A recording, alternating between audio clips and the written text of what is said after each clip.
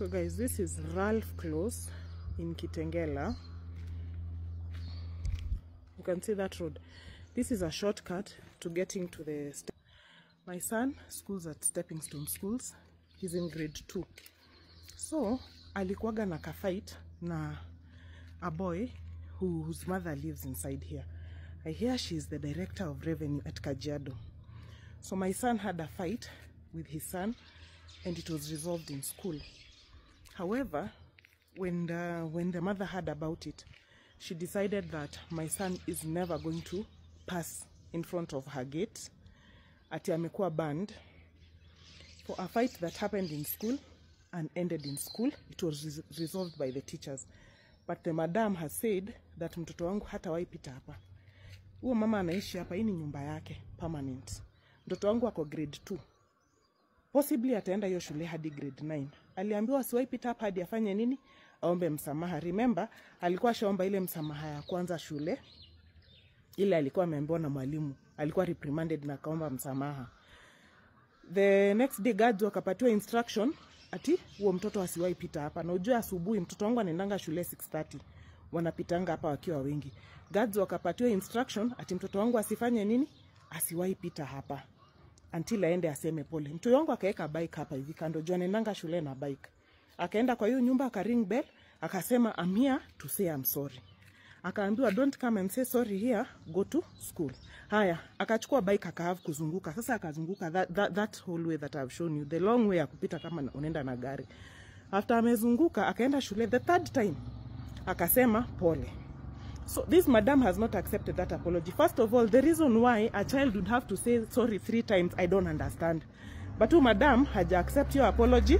So my son is on a forever punishment. Mtoto wa grade 2, imagine, ako on a forever punishment for a fight that happened in school and was resolved. Wadau webu nisaidieni. Nasikia ni ati wale hawaguswangi. She's the chair lady of this court. Nimejaribu kuongelesha hawa watu wa hii court waseme, hata wanijaribu kunisaidia, kila mtu wamesema they can't override her. She's the chair lady of the court. Nimejaribu kucontact chief. Nimeenda hadi shule. Like this thing is so outrageous. Nimeenda shule. Nikajaribu kufind the cause of the fight. It was something very small. In fact, I would even ask for the school to show me the CCTV cameras. But they've said their hands are tied. It happened in school. It was resolved. Now when it's come out to the street, they don't know what they can do about it. Okay, sawa. The hands are tied.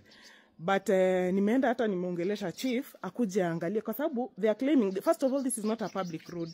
This is not a private road. It's a public road because it's connecting to another road there. It's a shortcut to the school. So mtoto wangu ameko on punishment, aendange around kama gari forever. Ndio a learn lesson gani. Guys, I'm going to make my status shareable. Share it with as many people as you can. Let people know and let us be told so that we can understand. Sisi wanyonge haki yetu inapatikana aje, unaona? Kama mtu anaweza chokozana na mtoto wa mdosi shule, so sisi what do we do? However, I'm waiting. Chief alisema tafuta time akuje hapa, but meanwhile huyu madam sijui director revenue Kajiado nisaidieni tu ku share because this is injustice.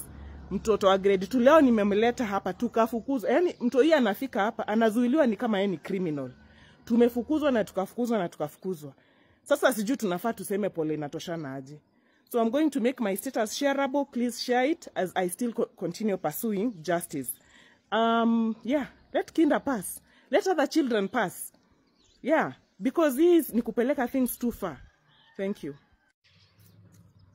Oh yeah, another thing that I forgot to say was, by this has happened now for a week.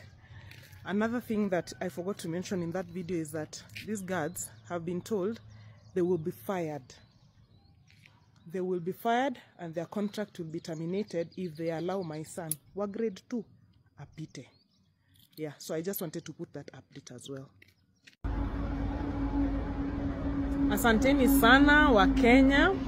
I'm here to come back and say thank you for taking up the issue of Kinda very seriously and fighting with me and fighting for the boy and for the rights of the boy. I am so super grateful. But then mimi, hakuna watu wengine wamenisaidia, ni wa Kenya kwa mtandao ndo wamenisaidia, na nataka kusema asante sana sana sana.